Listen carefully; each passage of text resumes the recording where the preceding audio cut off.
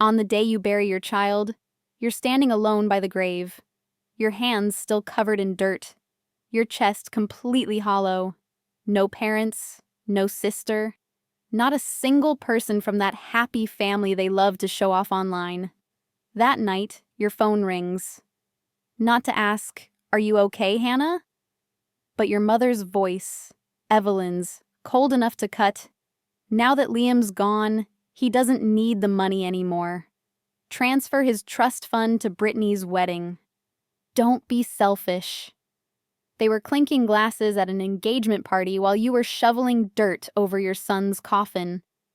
And then, they wanted to use his money to pay for a fairy tale wedding. If you've ever been hurt by your own family because of money, because of image, comment, "I understand." This story is for you. My name is Hannah Cole, and if you asked me when my life truly broke, I wouldn't say it was the day my 9-year-old son Liam was diagnosed with cancer. No. The moment that hollowed my heart out was the day I buried him in absolute silence and then got a phone call from my own mother demanding my dead child's money. I still remember that heavy, airless afternoon at a cemetery in Phoenix. No wind, no sobbing relatives, just me, a shovel, and a tiny coffin no child should ever be inside. I filled in the grave one shaky scoop at a time. No family, no wreath from the proud grandparents. No one from the high-class family they're always bragging about. They knew the time of the burial. They knew Liam had passed after 3 brutal years of fighting. But instead of saying goodbye to their grandson, they went to Brittany's engagement party. After it was all over, when my body was so exhausted I collapsed beside Liam's grave, my phone vibrated in my pocket. I thought, naively, that maybe, after everything, they'd at least ask if I was okay. But the voice on the line was my mother's. Calm, composed, and colder than stone. "Hannah, I'm calling to remind you about the money. We need what's in Liam's trust fund for Brittany's wedding. Can you sign it over now? Don't be selfish." In that moment, I honestly couldn't breathe. Not from grief, but from sheer disbelief that a person could stand in the middle of their daughter's fresh grief. Her child just buried. The same child they once called their golden boy. And say that. I whispered, my voice cracking. "Mom, I buried Liam yesterday." She answered, perfectly unfazed. "I know. But you have to understand, Brittany needs to put a deposit on the venue. If she waits, she'll lose the date. Her wedding is important for the whole family. Liam would want us to be happy, wouldn't he? Liam, the boy who had died in my arms 3 days earlier. His last question to me was, 'Mom, are Grandma and Grandpa coming to see me?' And I had to lie, so he wouldn't hurt even more. I sat in that empty house, still wearing the black dress that smelled faintly of dirt, fingers raw from gripping the shovel. My whole body was shaking, not from cold, but from rage and disbelief. They hadn't come to the hospital in Liam's final weeks. They hadn't come to the funeral. They hadn't called to ask how I was still breathing. But they remembered the money. The trust fund Liam's grandparents on his father's side, Adam's parents, had set up. Adam, my ex-husband, who died years ago in an accident. A $50,000 trust.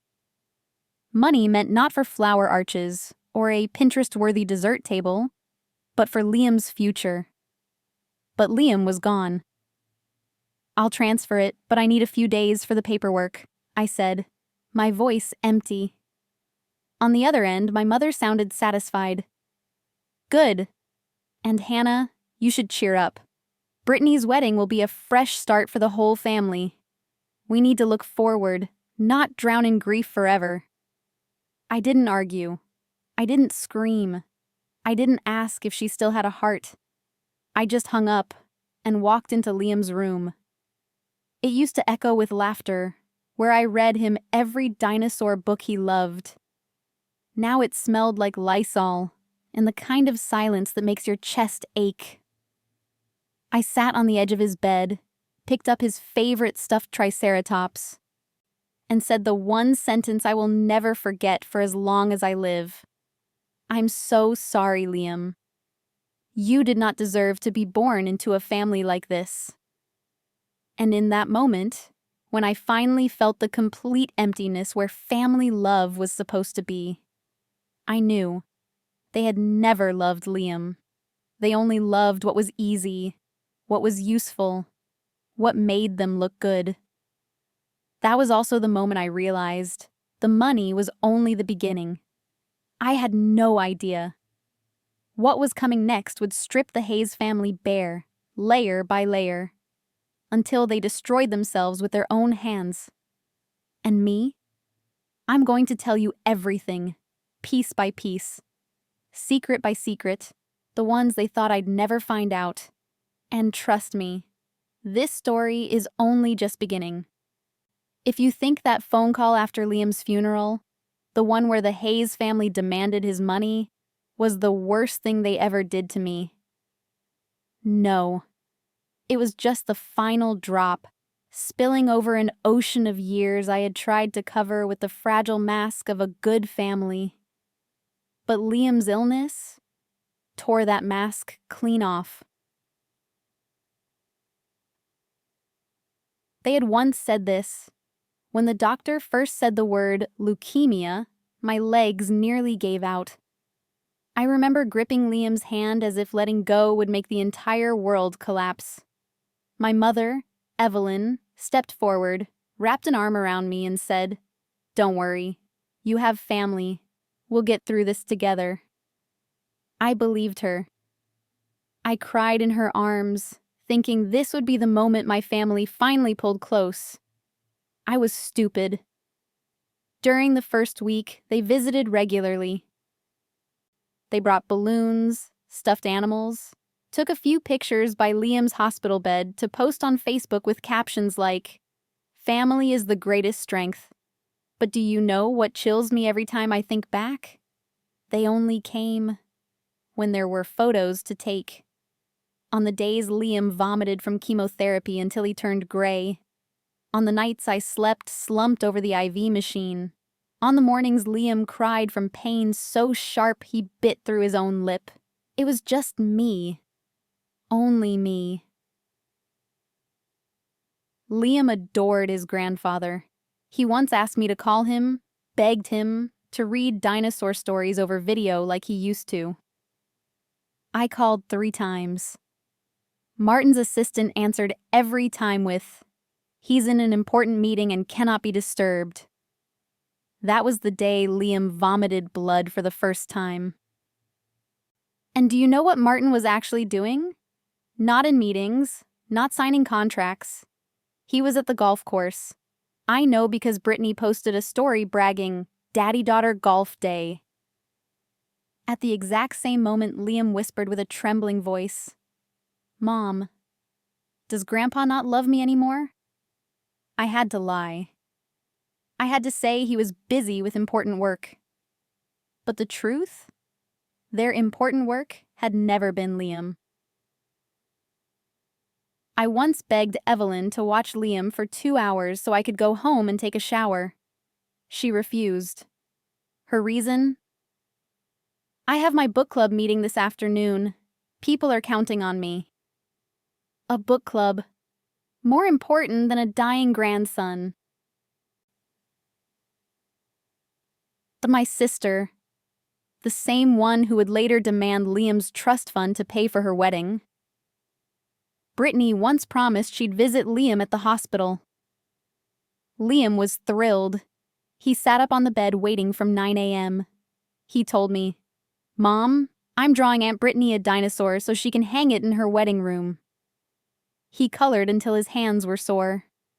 Then at 2 p.m., Brittany texted, "So sorry, can't make it. I'm stuck at wedding dress fitting. Show Liam this picture of the dress, okay." I had to hide Liam's drawing, because if he saw me crying, he'd think he had done something wrong. The day we got the worst test results, the doctor looked at me and said bluntly, "We'll do everything we can, but Hannah, you should prepare yourself." I couldn't drive afterward. My hands were shaking too hard to hold the steering wheel. I called my mother, my only call. I didn't need money. I didn't need advice. I just needed someone to hold me and say, "It's okay, Hannah. You're not alone."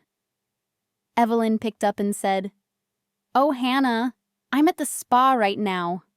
You're overreacting again." The doctor said confusing things last time, too. "I'll call you back once I finish my treatment." Those words cut me open. Right then, I knew. They only wanted the good news. The pain? That was mine to carry, not theirs. A week before Liam died, he asked me, "Mom, why don't Grandma and Grandpa come to see me anymore? Did I do something wrong?" I had to turn away so he wouldn't see my tears. No child, especially one about to leave this world, should ever wonder if they are unworthy of love. I held him and lied again. "No, sweetheart, they love you very much." But the truth? They loved themselves. They loved their comfort. They loved the image of a perfect family. Liam was just a small detail in their story. Oh, they weren't there. Not at the hospital bed, not in the final hours, not at the burial. Evelyn actually said, "We can't cancel Brittany's engagement party just because of a small, sad thing like that." A small, sad thing. My son. A child who fought 3 years for every breath. A human life. And to them, it was nothing more than a small, sad thing. They called me the day after his burial only to demand money, as if they had been waiting for him to die so they could move the trust fund. As if Liam's existence had been reduced to $50,000 in their eyes. But they didn't know I spent that money in a way that would have made Liam proud. And when they found out, when they realized they had lost their chance to use Liam's money, their mask would fall. And trust me, it fell in a way more vile than I could have imagined. If you think that phone call after Liam's funeral, the one where the Hayes family demanded his money, was the worst thing they ever did to me. No, it was just the final drop, spilling over an ocean of years I had tried to cover with the fragile mask of a good family. But Liam's illness tore that mask clean off. They had once said this.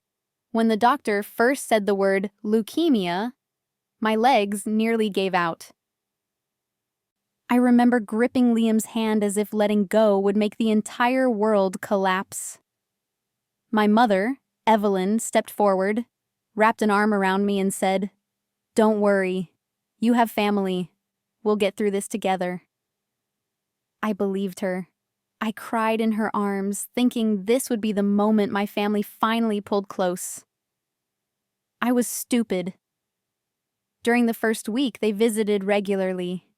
They brought balloons, stuffed animals, took a few pictures by Liam's hospital bed to post on Facebook with captions like, "Family is the greatest strength."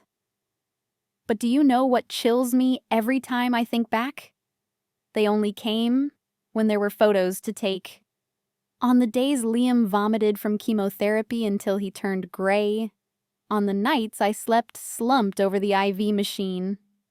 On the mornings Liam cried from pain so sharp he bit through his own lip. It was just me. Only me. Liam adored his grandfather. He once asked me to call him, begged him, to read dinosaur stories over video like he used to. I called 3 times. Martin's assistant answered every time with, "He's in an important meeting and cannot be disturbed." That was the day Liam vomited blood for the first time. And do you know what Martin was actually doing? Not in meetings, not signing contracts. He was at the golf course. I know because Brittany posted a story bragging, "Daddy-daughter golf day." At the exact same moment, Liam whispered with a trembling voice, "Mom, does Grandpa not love me anymore?" I had to lie. I had to say he was busy with important work. But the truth?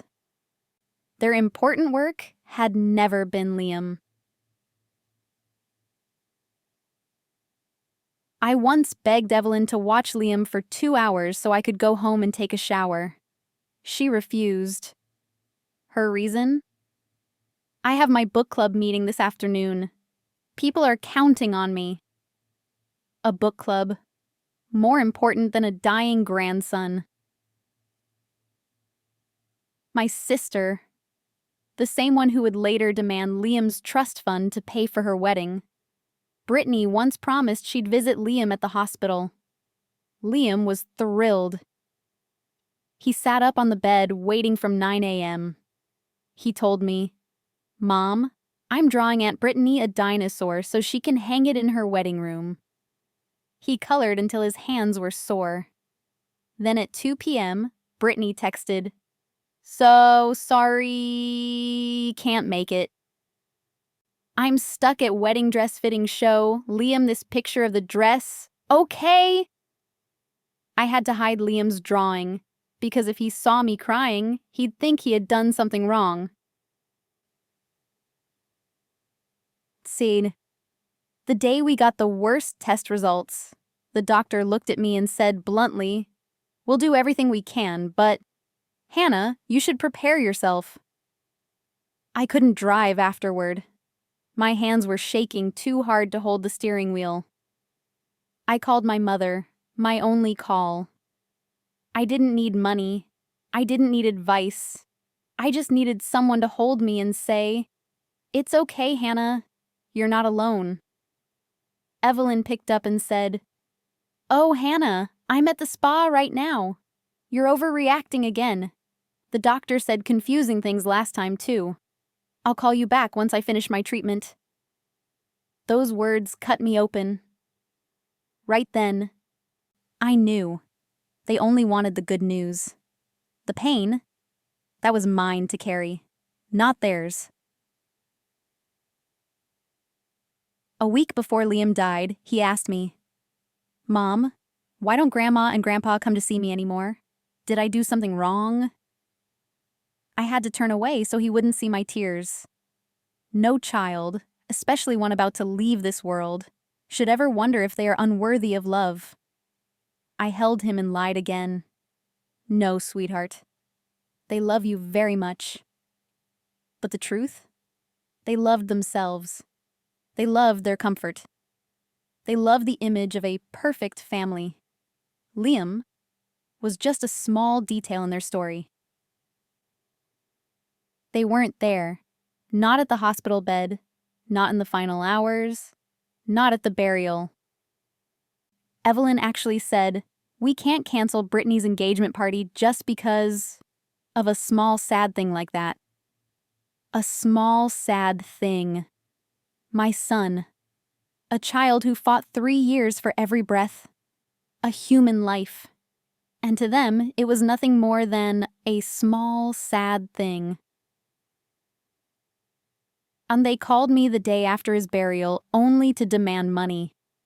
As if they had been waiting for him to die so they could move the trust fund. As if Liam's existence had been reduced to $50,000 in their eyes. But they didn't know I spent that money in a way that would have made Liam proud. And when they found out, when they realized they had lost their chance to use Liam's money, their mask would fall. And trust me, it fell in a way more vile than I could have imagined. There are decisions in life that don't come from logic, but from a pain that reaches the deepest part of your soul. My decision about Liam's trust fund was exactly that. After the day I buried my son, I spent 48 hours in a fog. No sleep, no food, just sitting in Liam's room, holding the little Triceratops plush he carried to every appointment. That was when I realized I could not allow Liam's life, his 3-year, brave, relentless battle, to end in a fight over money among people who were never worthy of him. I could not let the fund Adam's parents created to protect Liam's future become flower arches, fireworks, or a wedding dress. That money had to do good. It had to save children like Liam. That day, I looked through hundreds of test results, dozens of prescriptions, all the little drawings Liam made when he was still healthy, and the mom don't give up notes he taped to the refrigerator. I knew this. When he was alive, Liam never thought of himself first. Even when pain kept him from breathing, he would ask, "Mom, are the kids in treatment room 2 feeling better today?"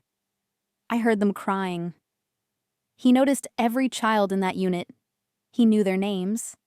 He asked about every surgery. A 9-year-old boy, with a heart bigger than all the adults who called themselves family. I opened my laptop.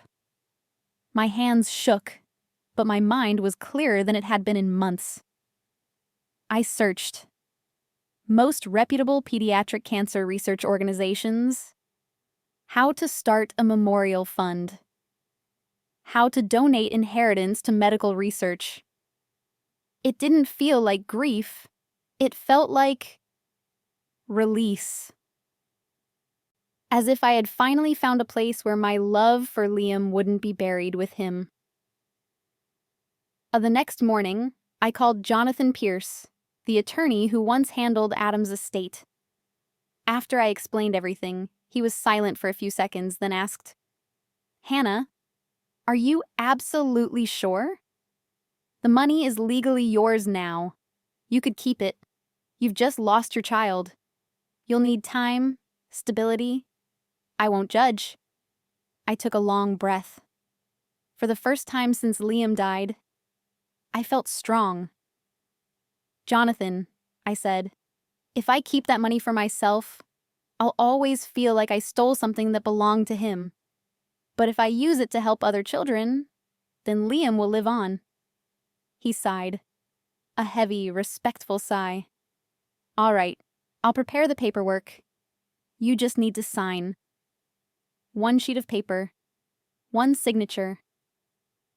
And my life stepped into a new chapter. They didn't know. They had no idea, while they were busy choosing centerpiece flowers, party themes, luxury invitations. While Brittany spun around in her wedding gown, holding champagne and squealing, "This wedding is going to be the event of the year." I, the dark cloud of the family, was creating a cancer research program named after my son. Not for attention, not for praise, not for public image. A quiet action that would shatter them when the truth came out. When I called the Children's Cancer Research Alliance, the woman in charge, Jennifer, went silent when she heard about Liam. I told her about the nights Liam couldn't sleep from bone pain, about how he held my hand and said, "Mom, don't cry. I'm okay." About how he comforted other sick children, about his dream of becoming a scientist to cure cancer for kids. Jennifer whispered, "If angels are real, Liam must be one of them." I couldn't speak. I just pressed a hand to my chest, where the pain was still sharp but warm. Jennifer continued, "Would you like to create a memorial fund in his name? It would be incredibly meaningful." "No," I said. "I want to create an entire program." And just like that, the Liam Cole Memorial Fund was born. I transferred the entire $50,000. Jennifer gasped. "Hannah, this can fund an entire research project. This could literally save children's lives. I looked up at the gray sky outside and whispered, "Liam, you're still saving people." When the paperwork was done, my hands began to shake. Not from fear of losing the money, but because I knew the Hayes family would lose their minds. They would blame me for everything. They would call me selfish. They would call me ungrateful. They would treat me like a traitor. I could already picture it. Evelyn throwing her wine glass. Martin's face calculating what was lost. Brittany screaming about her ruined dream wedding.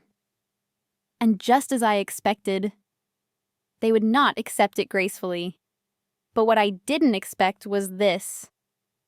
Their reaction wouldn't just be ugly, it would be inhuman. Before everything blew up, Brittany texted me, "Love you, sis.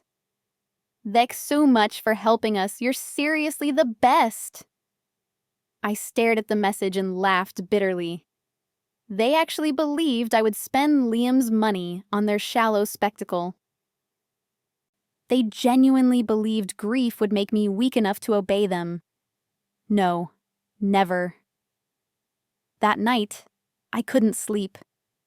I just thought about how they would react when I finally said, "Liam's money went to children who need it more than your wedding ever will."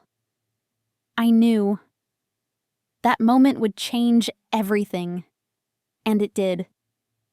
The next night's family dinner would become the biggest confrontation of my life. A confrontation that made me realize losing my child was not the worst pain I would experience. That night was the dividing line between my old life, heavy with pain, and my new life, where I finally cut off the poisonous roots that had clung to me for years. The Hayes family called it a healing dinner. But to them, healing simply meant, "Hannah, hand over the money." I remember every detail. The smell of expensive scented wax drifting through their house. The clinking of silverware, too crisp, too practiced. My mother Evelyn's polite smile hiding the iciness in her eyes. And Brittany, sitting there like a reality TV queen surrounded by her supporting cast. Martin, my father, rubbed his knife and fork as though preparing for a business negotiation. "Hannah, your mother said you'd help pay for the wedding. On behalf of the whole family, thank you." Help? No. They misunderstood. I wasn't helping anything. But I stayed quiet. I wanted to see exactly how shameless they could become. Evelyn added, her voice sweet but cold as metal. "The money in Liam's trust, well, he doesn't need it anymore. It's only logical to transfer it to Brittany." I wanted to ask her, "Since when did Liam not need it?" "Since the day you chose a spa over the hospital, or the evening you toasted champagne at an engagement party while I shoveled dirt onto my son's grave." But I swallowed the pain. I wanted them to walk straight into the trap of their own greed. "Ah, Brittany. If life handed out Oscars for most emotionally vacant sister, she would win in a landslide." She squealed, "Oh my God, Hannah! I found the perfect live band for the wedding. If you transfer the money soon, we can book them. They're the band all the influencers use." She talked about her wedding as if Liam had never existed.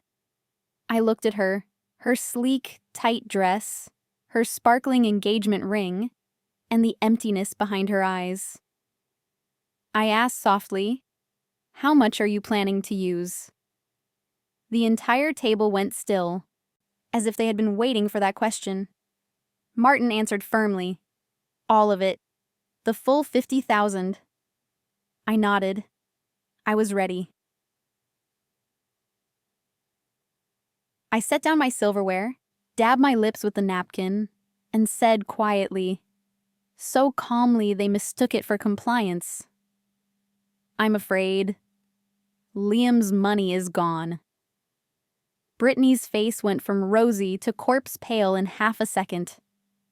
Evelyn blinked rapidly, as though trying to decode a simple English sentence. Martin leaned forward. "Gone? What do you mean?" I lifted my head and looked straight at them.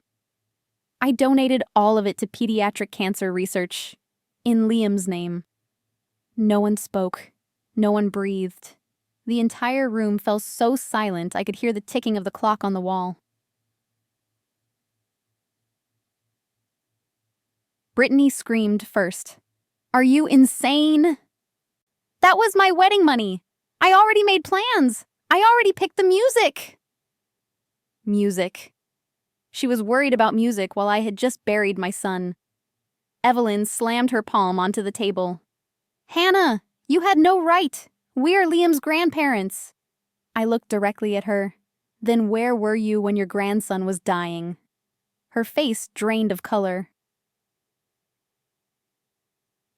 A man like Martin always believes he's in control. He slammed his fist onto the table. "We can sue you. We'll sue until you return every cent." I replied calmly, "I'm the legal beneficiary. I signed the documents. The money is gone. No one, not even you, can take it back." His face flushed red, as if he had been slapped.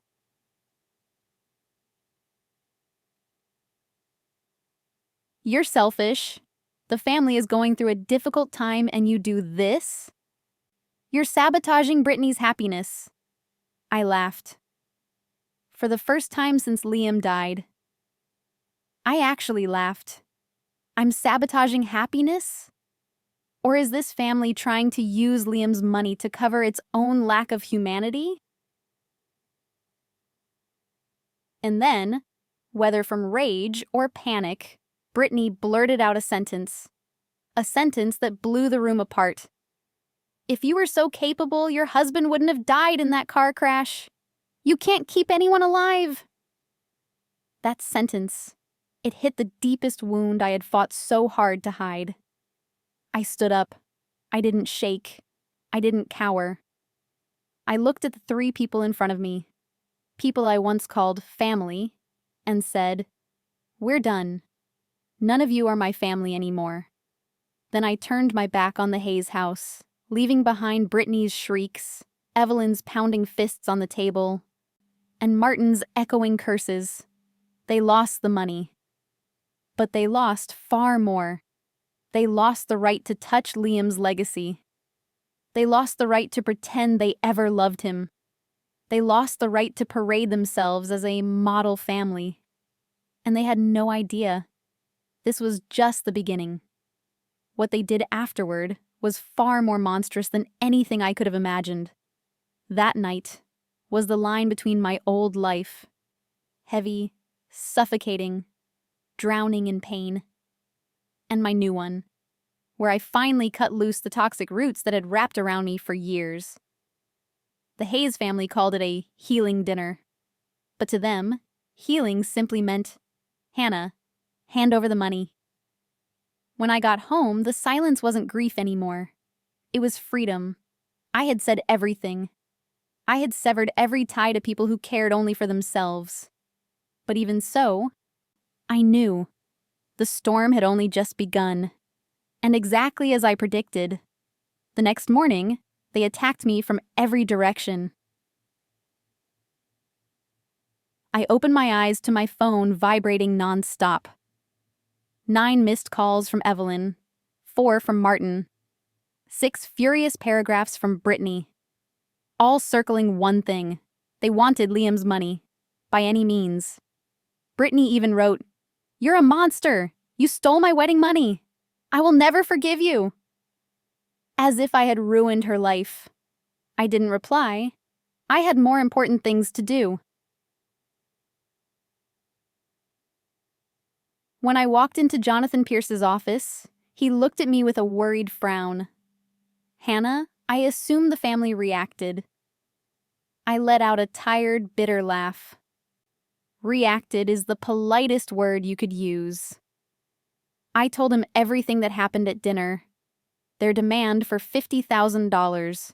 Brittany insulting Adam's death. Them screaming when they learned I'd donated the money. Jonathan listened, then leaned forward. You did the right thing. And you need to know this. No one in the Hayes family has any legal claim to that money. All documents are finalized. They have no grounds to sue you. I exhaled slowly. For the first time in months, I felt not entirely alone. But Jonathan wasn't done. A warning. People like them, when they can't win legally, they switch to guilt, manipulation, and fake morality. I nodded. I knew my family well. They were experts at playing the victim. Jonathan added one last sentence, one that sent a chill down my spine. Hannah, prepare yourself.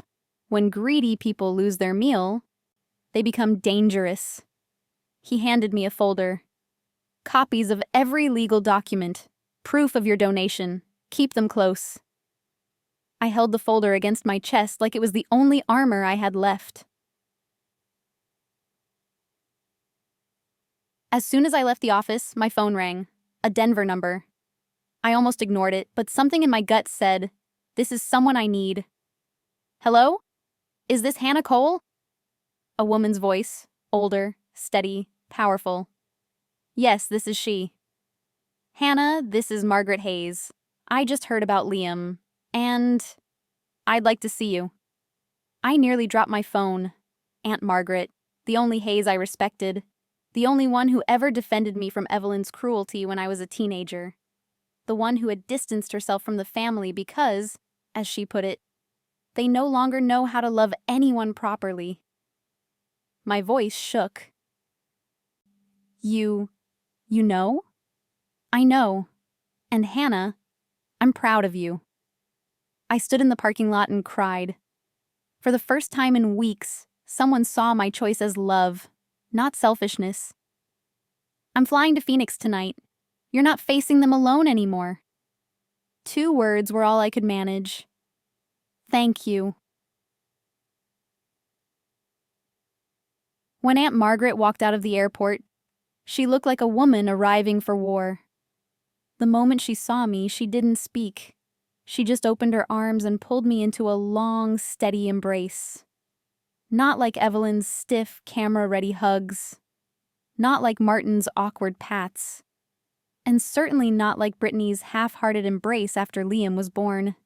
This hug was real. And it broke me open. She stroked my back. Cry, sweetheart. Cry so your heart can breathe.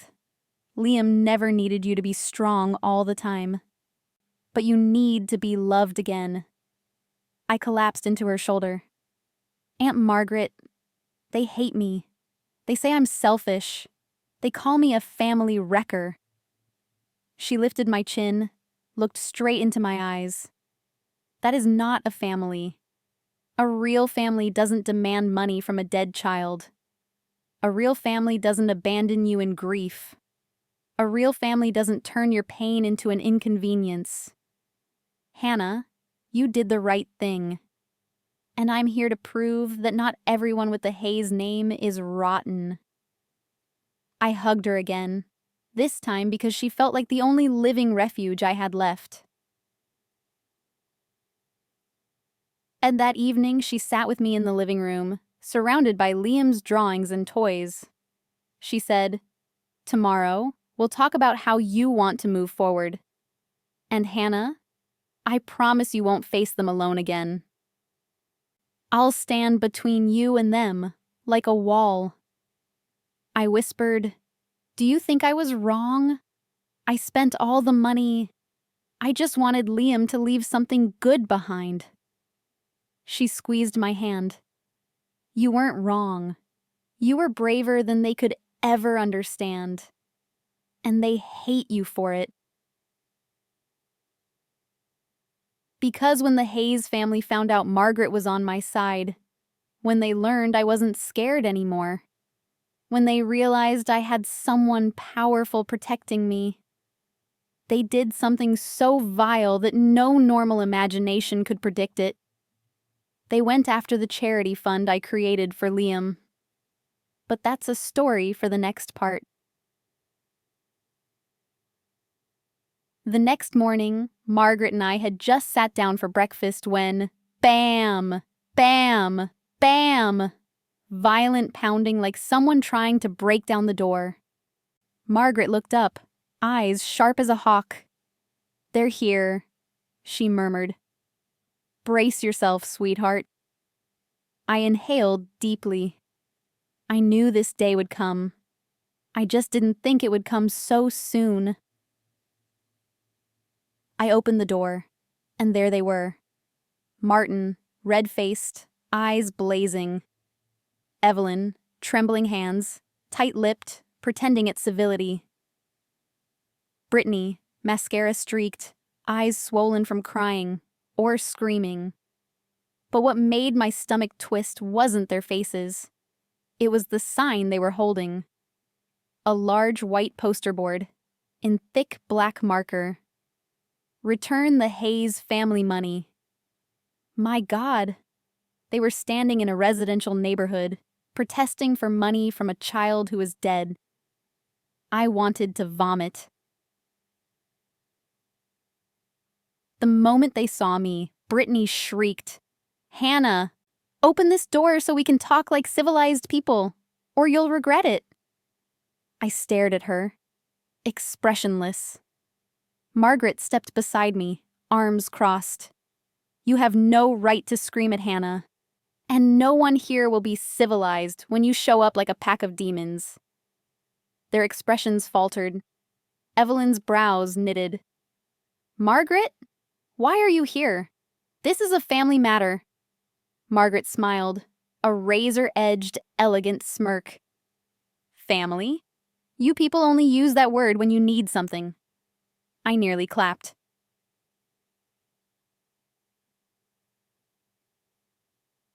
Martin stepped forward, pointing at me. "Hannah, you will return the money. It is Hayes' family property, and we have every right to demand it." Margaret let out a cold, amused laugh. The laugh of someone who knows more than you ever will. "Martin, do you even understand the law? Or are you performing for the neighbors?" He flushed bright red. "This is none of your business."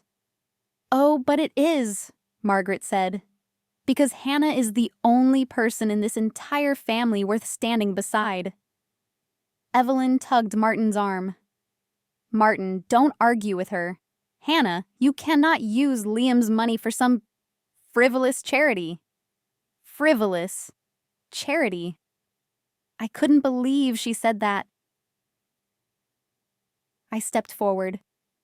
Liam's money wasn't meant for wedding dresses, or live bands, or Brittany's Instagram perfect fairy tale. Brittany wailed, "I deserve a perfect wedding." I met her eyes steady. Liam deserved a proper funeral. "Where were you then, Brittany?" "Oh, right, picking tablecloth colors." She froze. Evelyn wiped a tear, theatrical, practiced. "We're grieving too. We just want the family to heal and move toward the future." The future? We all knew the future she meant was Brittany's wedding. I asked her quietly, "You're heartbroken?" "On the day Liam died, you were at a spa. On the day I buried my son, you were at an engagement party." Evelyn went pale. There was nowhere left for her to hide. Martin growled at me. "You're selfish, Hannah. You chose some random sick child in a hospital over your own family." Random. They called children with cancer random. Something inside me snapped. I looked at the three of them. The woman who gave birth to me, the man who once called me his daughter, and the sister I once loved like blood. And I said each word slowly, with perfect clarity. "My family died with Liam. You're not my parents anymore. Brittany isn't my sister." "You are Nothing to me now. Silence. Even Brittany, who had never closed her mouth in her life, went still. I continued. And listen carefully. If any of you show up at my door again, if you threaten me, if you go near Liam's fund, I will sue. I will sue until all of you have nothing left. Evelyn's face crumpled. She finally understood. I was no longer the obedient Hannah they could guilt and manipulate. Aunt Margaret stepped forward beside me, arms crossed. You three should thank God Hannah is kind. If it were me, I wouldn't just cut ties. I would have dragged all of you into court a long time ago. Brittany burst out crying. Aunt Margaret, how can you take her side? Margaret looked at her the way you look at a spoiled child who can't be saved. Because Hannah is the only one in this family who knows how to love. And you only know how to love your wedding dress. I looked at them one last time. This is it, the last time you will ever see me.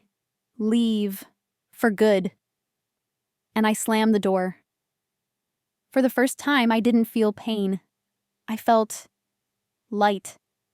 Light enough to breathe again after months of suffocating under grief and pressure. Margaret placed a hand on my shoulder. You did the right thing, Hannah. You didn't lose a family today. You escaped a toxic one. I sank onto the couch, exhaling, and then my phone buzzed. A notification from the Children's Cancer Hope Alliance.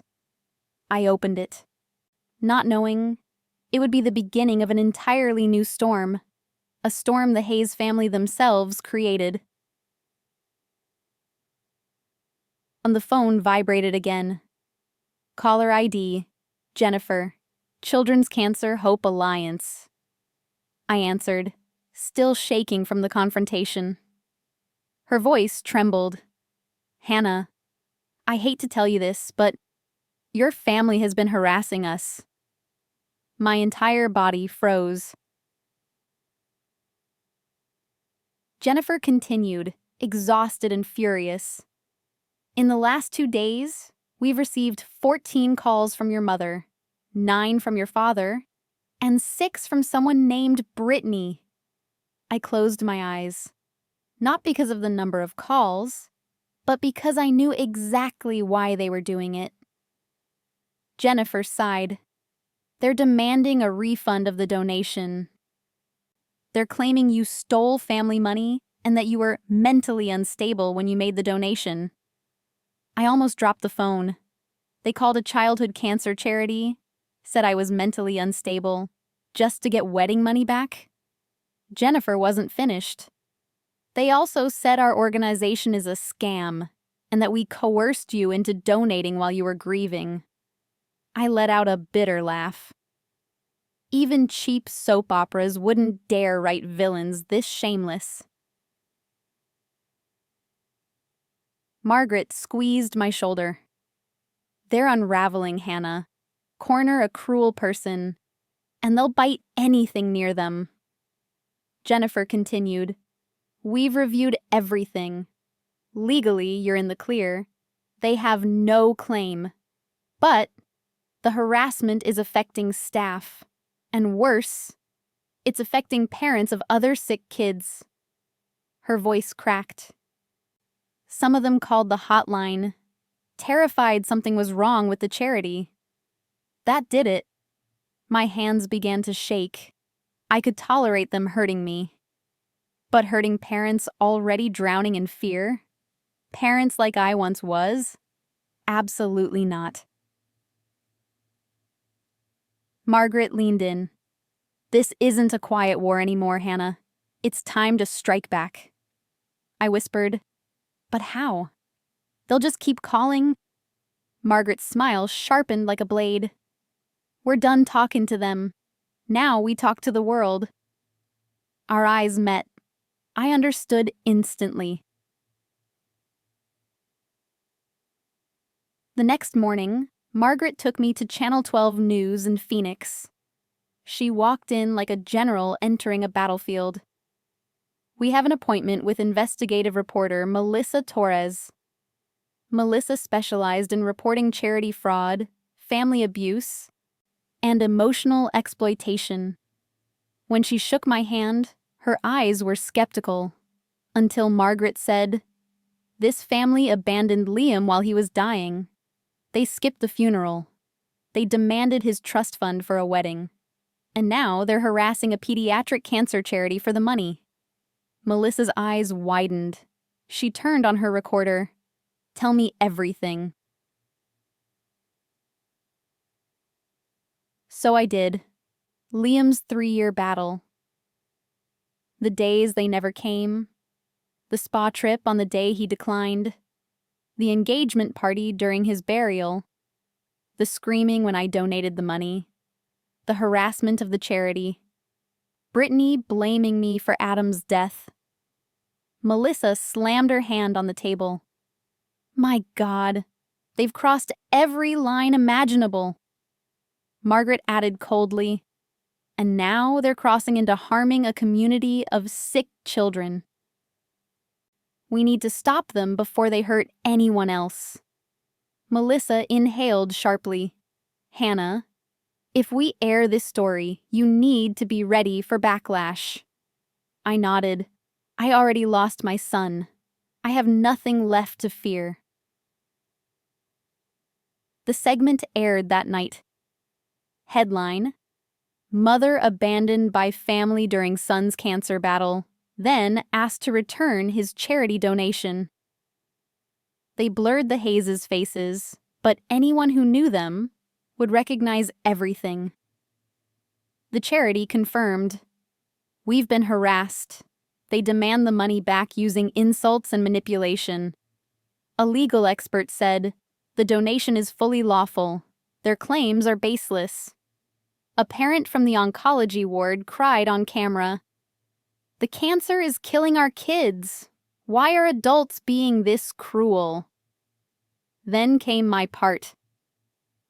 When I said, "I buried my son alone, while my family attended a party," the newsroom fell dead silent.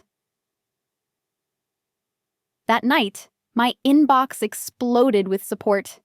But the most unexpected fallout? Clients began canceling contracts with Martin's accounting firm.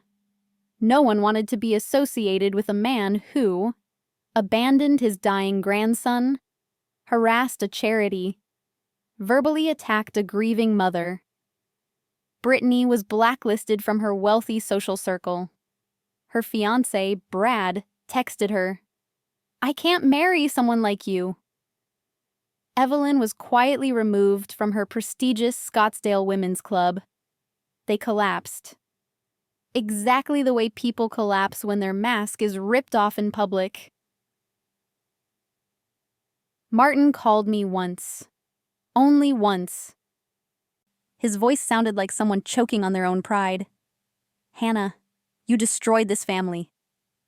I replied, calm as winter, "No, I just held up a mirror. You destroyed yourselves." And I hung up. No shaking. No tears. Margaret looked at me with pride. "You stood up, Hannah. Now, watch how they finish themselves off." I thought the story ended there. But I was wrong. The darkest part, and the part that would finally set me free, was still coming. When Melissa Torres' segment aired, I thought it would flare up like any other piece of news. Loud for a day, then gone. But I underestimated one thing: the fury of a community toward people who can be cruel to children. Less than 24 hours after the broadcast, the internet exploded. I woke up to thousands of notifications. Twitter, X, Facebook, Instagram, TikTok, all flooded with hashtags. Justice for Liam, Darst Stand with Hannah, Protect Cancer Kids. Someone posted a screenshot of me from the segment with the caption, "A mother buried her child alone. Where was the family? At an engagement party. I can't believe people can be this horrible." One comment, with over 200,000 likes, read, That is not a family. That's a group of people exploiting each other who just happen to share blood. What made me cry, though, were these posts. Mothers whose children were currently in cancer treatment wrote, "We stand with you, Hannah. No child, and no mother, deserves to be treated this way." I wasn't alone anymore. Thousands of people were standing beside me, protecting Liam's legacy.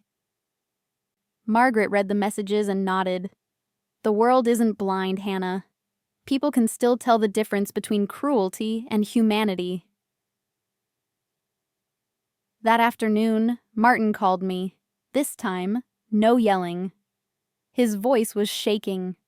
"Hannah, you have to call that reporter back. You have to tell her they twisted the story. My firm is in trouble." I asked calmly, "Your firm or your reputation?" Silence for 5 seconds. Then, the most honest sentence I've ever heard from him. "People are canceling their accounting contracts. They don't want to work with people like us." I replied softly, "People like you? Then maybe you should decide what that means." I hung up before he could answer. Margaret patted my shoulder. "That's not cruelty. That's justice."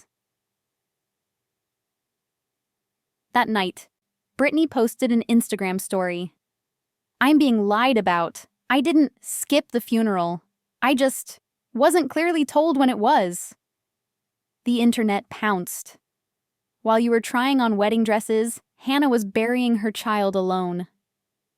If you want to prove you're a good person, maybe start with an apology. The truth doesn't change just because it's inconvenient for you. People who used to admire her luxury lifestyle turned on her. Friends unfollowed her. Brands dropped her. Bridal shops removed her tags from their feeds. One post from someone in her social circle went viral. Brittany Hayes loved calling herself a public figure. Well, now the public has finally seen who she really is. For someone who lived entirely for her image, this was a fatal wound.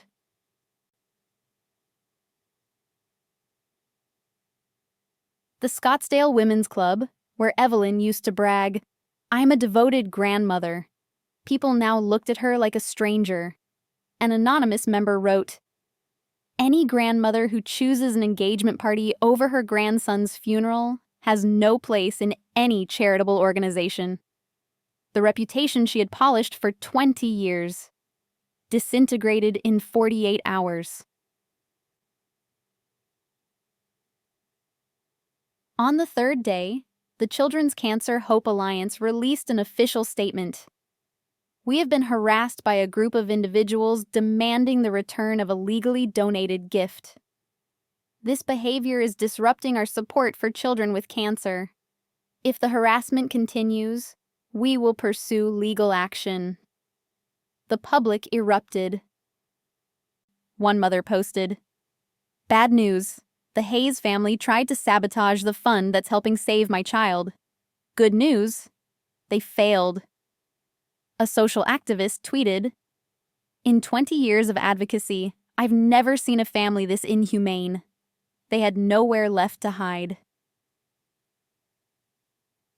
And that evening, Melissa texted me, "Hannah, our segment hit record viewership, and with that, the inevitable has happened." She added a link. I clicked. A financial news site had published, "Hayes and Kober, accounting suspends operations after mass client exodus." Martin had fallen. Evelyn was too ashamed to show her face in public. And Brittany lost her wedding, her fiancé, and her carefully curated reputation. Then came a short message. No name, no profile picture. "Hannah, you will pay for destroying my family." I read it 3 times. Who sent it? Martin? Evelyn? Brittany? Someone else behind them? Margaret read the message, her face steady. "Don't be afraid. You have me. You have the community. And most importantly, you have the truth." She squeezed my hand. And the truth has already started killing their image. I sat there quietly, not happy, not triumphant, just thinking this was still too mild for what they had done. But I didn't know. A devastating secret about the Hayes family was about to surface. A secret that would change everything.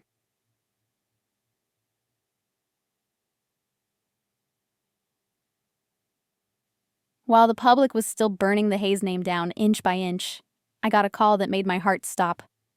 A familiar voice, worn and hoarse with time. "Hannah, it's me, Susan, Ethan's mom. Ethan, my husband. Liam's father. His family had once loved Liam like he was their whole world. But after Ethan died, I was terrified of seeing his face in every one of them. So I pulled away. They were the family I had accidentally shut out. The only family that had ever loved Liam unconditionally." Susan's voice trembled, full of warmth. "We saw Liam's name on the news. Hannah, you are not alone. And Liam deserves a legacy even bigger than this." Tears rushed to my eyes, not from sadness, but because for the first time in a long time, I was hearing the voice of someone who truly loved my son. When they arrived, a light drizzle fell, just like the day Liam was born. I saw Susan, Liam's grandmother, red-eyed but smiling gently. Richard, his grandfather, older now, slower, but his gaze proud when he looked at Liam's photos. Diane, Liam's aunt, who hugged me like she was grabbing hold of family she refused to lose again. No one mentioned the abandoned funeral. No one asked about the Hayes drama. They only said, "You did something his father would be proud of. Liam was special, and you protected him the way he deserved. We let you carry too much alone. We're sorry." I broke down under the weight of the kindness I had been begging for from the wrong family. Susan brought a small wooden box. She placed it in my hands. "Ethan put this together before he died. It was his dream. But he never got to make it real." I opened it. Inside were rough sketches Ethan had drawn. A building with a big sign, Liam's Hope Center. Playrooms for kids with cancer. A science book corner. A hand-lettered poster. "No child fights alone." My hands shook. Ethan had wanted to build a support center for children with cancer. He never told me, maybe so I wouldn't feel pressured. But now, his unfinished dream was perfectly aligned with the path I was already walking. I was stunned. The Hayes family had fought for money to pay for a wedding. Ethan, Liam, and the family on his side. They thought about other children, about hope, about life. Warmth spread through my chest. When I told them about the existing fund and the proposal from the National Pediatric Cancer Institute to turn it into a full-scale project, the room went quiet. Then Richard placed his heavy hand on my shoulder. "We'll put all of our savings into this center. It's what Ethan would have wanted. And Liam, that boy will be a light for thousands of children." I nearly collapsed from emotion. The Hayes family had called me selfish for giving away Liam's money. His grandparents on the other side said, "You turned pain into a miracle." And for the first time, I started to believe they were right. Diane, who had years of experience in education, drafted the proposal. Susan reached out to the donors she knew. Richard backed us with both money and connections.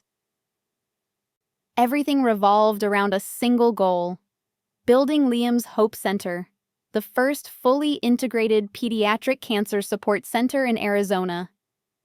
The center would have a research wing working directly with the Liam Fund, a financial aid office for low-income families, a therapeutic play area, a science library for kids like Liam, children who were curious about the world even while fighting disease, a memorial space dedicated to the little warriors who didn't make it. When I looked at the blueprint Diane laid out in front of me, I broke down in tears. This wasn't just pain anymore. This was legacy. This was hope. This was Liam, living on in another form. Margaret watched Liam's paternal family gather around me and whispered, "You see now, Hannah? Family isn't who you're born to. Family is who doesn't leave when life is at its cruelest." I looked at the three people in front of me, the ones who had grieved Ethan, but never used their grief as an excuse to abandon Liam. And I finally understood something that had taken me a year to learn. Not everyone who shares your blood is your family, but the ones who choose to stay, those are your real family. The Hayes family had never truly belonged to my heart. Ethan's family did.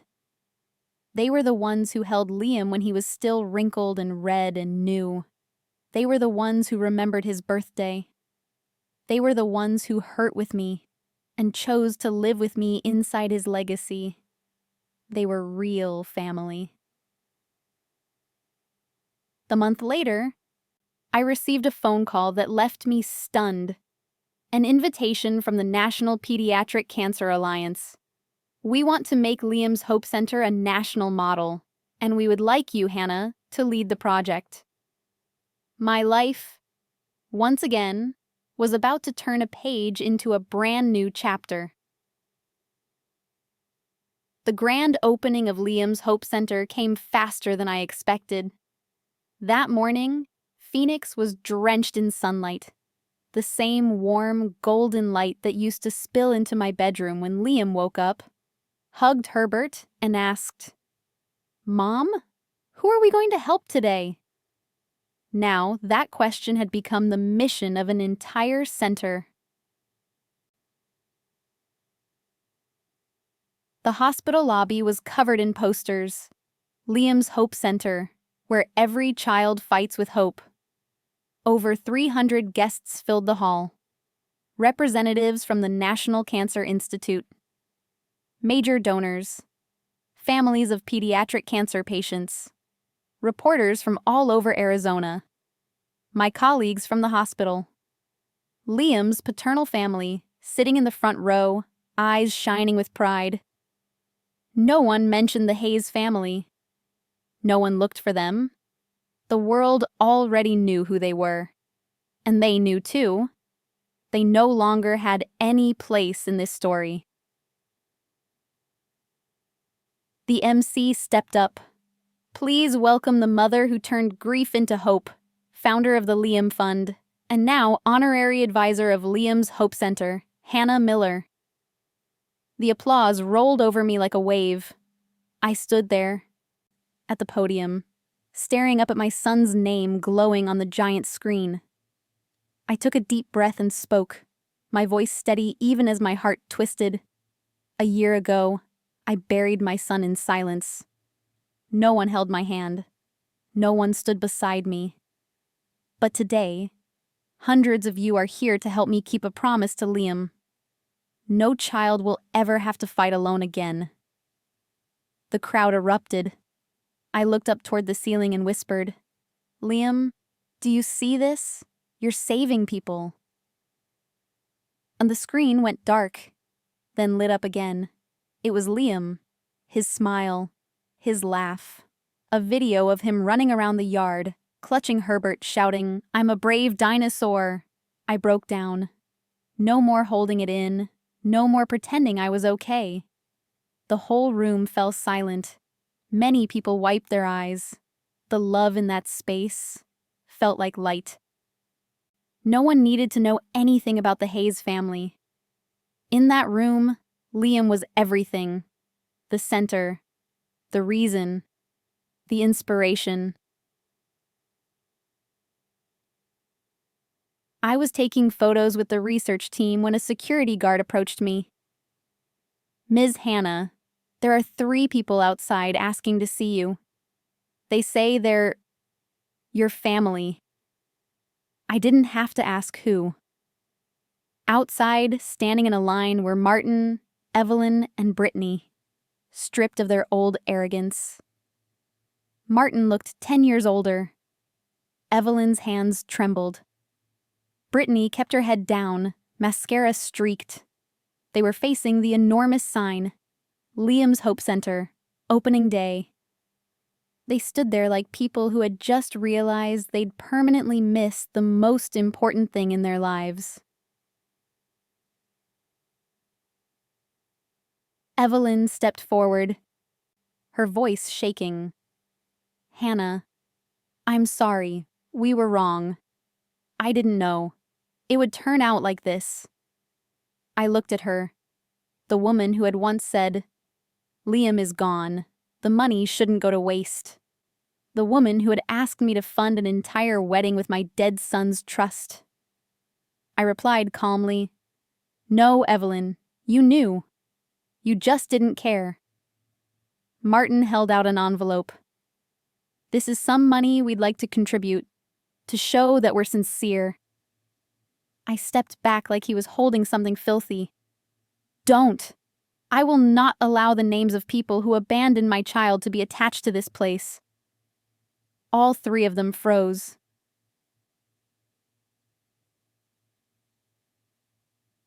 I met their eyes, one by one, without blinking. Family is not the people who only remember you when they need money. Family is not the people who chose a party over my son's funeral. Family is not the people who tried to get charity money back by claiming I was mentally unstable. My voice dropped, but every word cut. This center was built with love. There is no room here for performance. No room for people who only know how to love when there's an audience. Brittany burst into tears. "Hannah, please, give me a chance." My face didn't move. "A chance to do what? Take pictures and post them on Instagram?" She fell silent. I went on. "Liam's Hope Center will save thousands of children in the years to come. And the 3 of you will always be a cautionary tale about greed and cruelty." Martin opened his mouth, about to say something, but I raised a hand. "Leave. It's over." They stood there for a few more seconds, as if waiting for me to change my mind. I turned my back and walked into the center. I chose Liam. I chose hope. I chose the future. Not that toxic past. The automatic doors slid shut behind me. And that was the last time I ever saw the Hayes family. When I came back into the hall, Susan hugged me and whispered, "You did the right thing. Sometimes, to protect something sacred, you have to let a door close forever." And she was right. Liam's center opened a door for countless children. The door for that toxic family was closed. Not out of hatred, but out of respect for myself. After the opening of Liam's Hope Center, my life entered a completely different chapter. No more Hayes, no more screaming over money, no more fighting alone in the dark. Instead, my inbox filled with messages from people I'd never met. A mother wrote, "Hannah, my daughter was just diagnosed with leukemia. I'm so scared I can't breathe. Can you tell me where to even begin?" A father wrote, "I don't know how to be strong in front of my child. I'm afraid I'll fall apart. Please, tell me what to do." Another single mother shared, "I haven't slept in 3 months. I'm terrified of the pain my son is in. I'm terrified he won't make it. I saw you in that TV segment and thought, if you survive this, maybe I can too." I read every word. And in each one, I saw myself from a year ago, lost, panicked, suffocatingly alone. I realized something. Liam didn't leave this world so his story would end. He left so I could become a voice for people drowning in a kind of pain only we understand.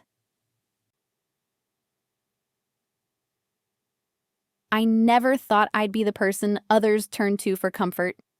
But that's what happened. Every night after work, I spent 2-3 hours answering emails, listening to voices soaked in tears, guiding parents who didn't even know what question to ask first, explaining medical terms they were too afraid to ask their doctors about. Some people only needed someone to say, "I get it. I was there, and I'm still standing." Some broke down when I told them, "You're not weak. You're a parent, and you're fighting exactly the way you're supposed to." I became what I had once desperately searched for, a person who truly understood. A hand in the middle of the storm, a place for shattered souls to lean on.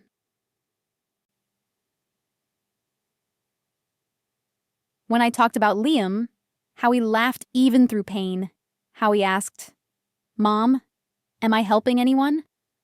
How a 9-year-old boy faced death with more courage than most adults. The room always fell silent. One mother told me, "I thought cancer took away all hope." But Liam's story showed me that pain doesn't erase meaning. I started sharing more. Strategies for caring for a child during treatment. How to survive the terror that comes at 3 a.m.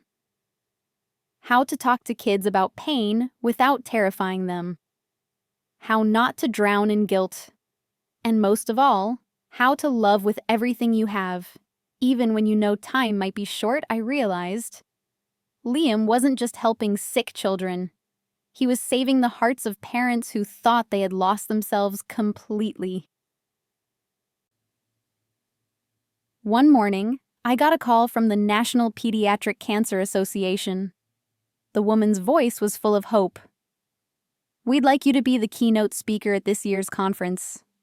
Not as a medical expert, but as the most powerful parent voice we've ever heard." I choked up. "I'm not special. I'm just a mom." She cut in. "A mom whose little boy changed this country. And a woman who turned grief into strength." I said yes. On the day of the conference, over 600 parents, doctors, and researchers packed the hall. When I walked onto the stage, they stood and applauded like I was some kind of hero. But I'm not the hero. Liam is. I began. "I'm not here as a victim of tragedy. I'm here as the mother of a warrior. And I deeply believe no one understands this fight more than the parents who stand on the front line with their children." I talked about those years in and out of hospital corridors, nights spent awake listening to the beeping monitors, the helplessness of watching your child in pain, the loneliness of being abandoned by your own family. When I described burying Liam alone, the room went completely still. One father broke down. A doctor turned away to wipe his eyes. I ended with, "Our children don't just need medicine. They need hope, and they need strong parents. If you're fighting right now, remember that Liam is fighting beside you." The speech went viral. After that, I was invited to other states to speak, to listen, to help. Parents saw me as a lighthouse. Charities saw me as a symbol. The media called me the voice of forgotten mothers. I used to think I was helping those parents, but one day, sitting in my office at Liam's Hope Center, staring at his smiling photo, I realized they were the ones saving me. They were the reason I kept going. They were the family I chose. Parents who had lost children held my hand and said, "We got through this because of you." Families Still Fighting told me, "We didn't give up because of you." And one parent said something that made me cry all night. "Hannah, when I hear you talk about Liam, I feel like my daughter isn't fighting alone anymore." Liam's actual miracle wasn't that he changed me. It was that his love turned me into a voice for thousands. That's the real magic. And my journey still isn't over. A year after Liam's Hope Center opened, my life had shifted in ways I never expected. Not just because of successful projects, or because I'd become a nationally recognized voice, but because, for the first time since Liam died, I felt like I had a future to walk toward.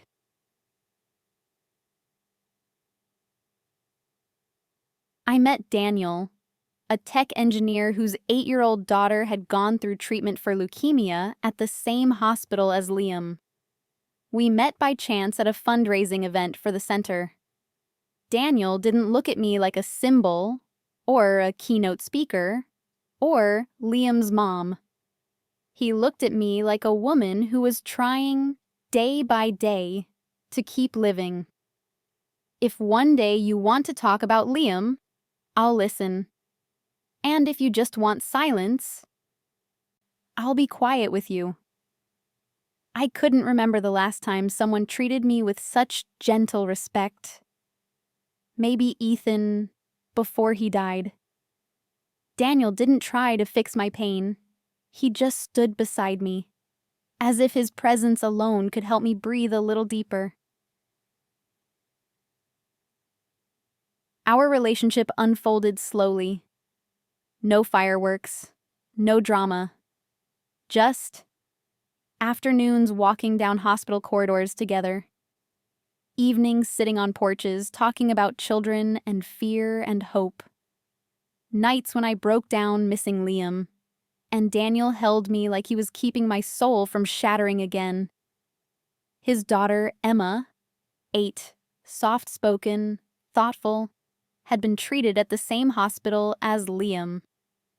Sometimes she would ask, "Miss Hannah, do you think Liam liked science books like I do? Miss Hannah, do you think he liked strawberry ice cream? Is Liam happy in heaven?"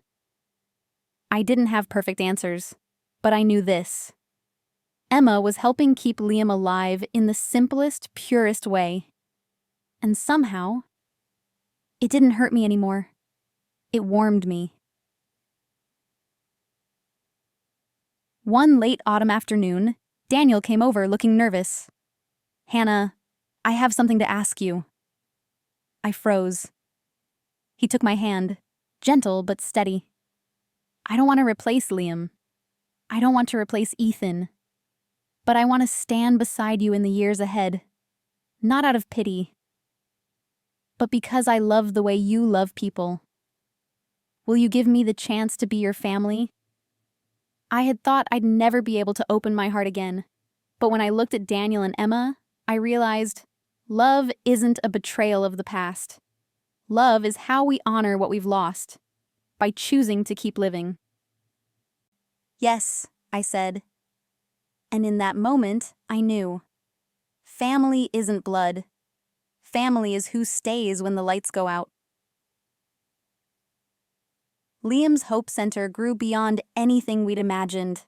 3 additional research units, parent support programs expanded nationwide, a Liam scholarship for medical students specializing in pediatric oncology, and most importantly, Liam's Dinosaur Corner, a space where kids could play, read, and forget about needles and chemo for a while. Every time I walked into that corner and heard kids laughing, I whispered, "You're alive, Liam," in the most beautiful way I could ever imagine. The irony? No one mentioned the Hayes family anymore. Their name vanished from my life, from the news, from anything linked to the center. Sponsors wanted nothing to do with them. Charity boards rejected any association. Evelyn's social life froze. Martin's firm was turned down by major clients for ethical concerns. Brittany, the woman who used to live to show off, stopped getting invited anywhere. Meanwhile, Liam's name appeared on hospital walls, in national research reports, in thank you letters from hundreds of families. On little medals, kids gave each other for getting through a tough round of treatment. His legacy didn't belong to the people who shared his last name but never loved him. It belonged to the children fighting every day, to the doctors, parents, donors, to anyone capable of loving without conditions. 1 year later, I hosted a small ceremony at Liam's Hope. Emma read a poem. Daniel pinned a little yellow daisy, Liam's favorite color, on my shirt. I stood in front of the large framed photo of Liam, placed my hand on it and whispered, "You didn't disappear. You just turned into the light that guides me." When I turned around, my new family, Daniel and Emma, were smiling at me. And I knew I wasn't living in the shadow of my pain anymore. I was living in the light Liam left behind. My life never went back to normal. It didn't need to. It became something else, something richer. I lost a child, but he left me a world that needed me, a new family to walk with, and a legacy far bigger than any last name could ever own. The Hayes family once thought they could steal Liam's legacy. Now, I almost laugh when I think about it. Liam belongs to love, and love is something toxic people can never touch.